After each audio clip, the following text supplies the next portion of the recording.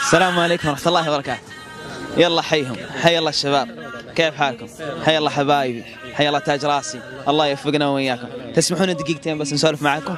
الله يوفقنا وإياكم، وأسأل الله عز وجل أن يكرمكم كما أكرمتونا. قولوا آمين. في سؤال كذا بسيط ودي أسألكم إياه. كلنا يا شباب، كل واحد عنده الشباب منا عنده أم. ودي أسأل سؤال عابر: متى آخر مرة قبلت يد أمك؟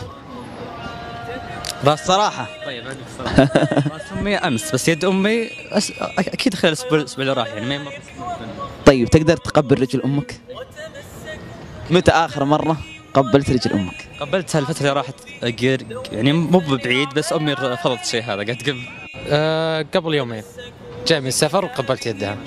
صباحا ومساء دخلنا النوم كل يوم الحمد لله. الصراحة ايش؟ راحة. طيب كل جمعة. ما شاء الله تبارك الله يزيدك بر على بر ان شاء الله، ويجعلكم قرة عين لوالديكم. والله المغرب قبل ما اطلع من البيت. الغالي اليوم العصر. شوي من هنا بس كذا اطلع كذا. العصر والله اليوم. ما شاء الله يزيدك بر على بر ان شاء الله. الصباح واذا جيت من الدوام. والله قبل ما اجي الرياض قبل اسبوع، لانه انا اهلي في جدة مو اهلي هنا. قبل شهر بالضبط. طوبى لمن عاش الحياة بقربهم، صحب كرام لا يملون العطاء، صحب كرام لا يملون العطاء، يباحثا عن خير صحب في الحياة، صحب بقربهم السعادة والنجاة، درب المعالي دربهم لم يسبق. قبل قليل شاهدتم المقاطع الرائعة ذكرتني بهذه القصة. موسى عليه السلام سأل الله، قال: يا ربي أرني رفيقي في الجنة، فأوحى الله عز وجل إلى موسى: يا موسى أن انطلق إلى البقعة الفلانية فإن هناك رفيقك في الجنة.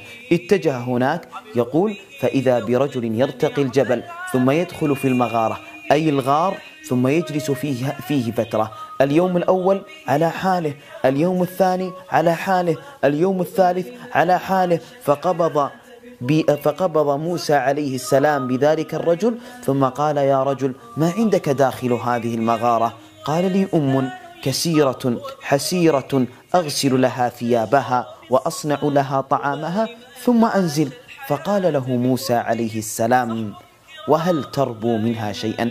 أي هل تريد منها شيئا؟ قال: لا. قال: هل تقول لك شيئا؟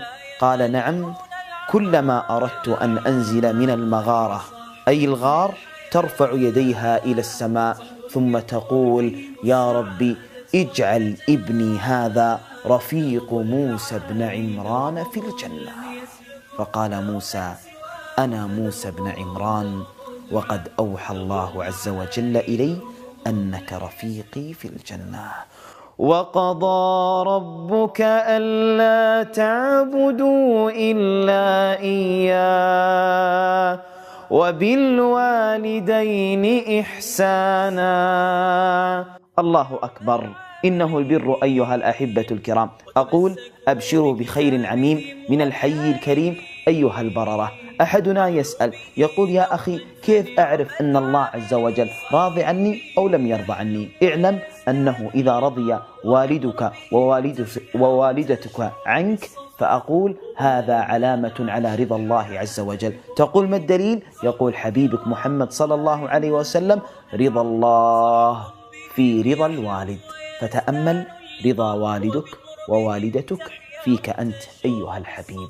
أقول لكل من قد قصر في حق والديه في أفضل بقعة وفي أجمل رقعة في مكة المكرمة بجانب بيت الله عز وجل الحرام، في دار الأحداث، أحداث وأحداث وأحداث.